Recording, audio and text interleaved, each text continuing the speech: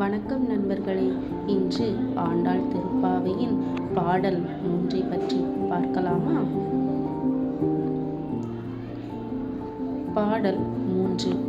ஓங்கி உலகளந்த உத்தமன் பேர்பாடி நாங்கள் நம் பாவைக்குச் சாற்றி நீராடினால் தீங்கின்றி நாடெல்லாம் திங்கள் மும்மாரி பெய்து ஓங்கு பெருஞ்சென்னல் ஊடு கயலுகள பூங்குவனை போதில் பொறிவண்டு கண்படுப்ப தேங்காதே புக்கிருந்து சீர்த்த முலை பற்றி வாங்க குடம் நிறைக்கும் வள்ளல் பெருப்பசுக்கள் நீங்காத செல்வம் நிறைந்தோலார் எம்பாவாய். இனி இந்த பாடலின் பொருள் பற்றி பார்க்கலாமா?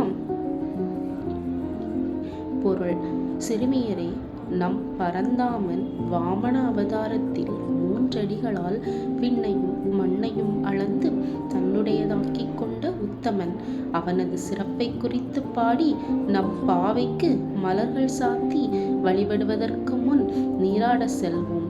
இந்த விரதம் இருப்பதால் உலகம் முழுவதும் மாதம் 3 மழை பெய்து தண்ணீர் இல்லாத குறையை போக்கும்.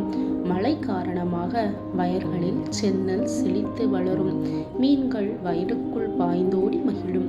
குவளை மலர்களில் புள்ளிகளை உடைய வண்டுகள் தேன் குடிக்க வந்து கிறங்கி கிடக்கும்.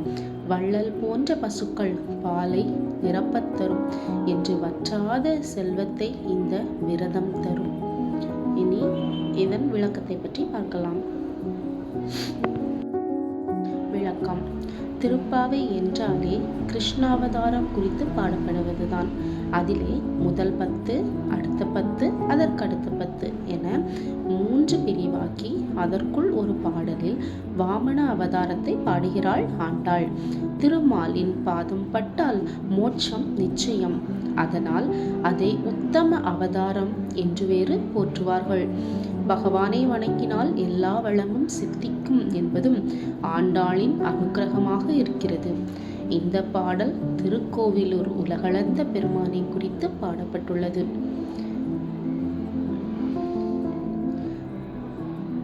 இதுபோல நிறைய தகவல்கள் தெரிந்து கொள்ள இந்த சேனலை சப்ஸ்கிரைப் பண்ணுங்க, லைக் பண்ணுங்க, ஷேர் பண்ணுங்க.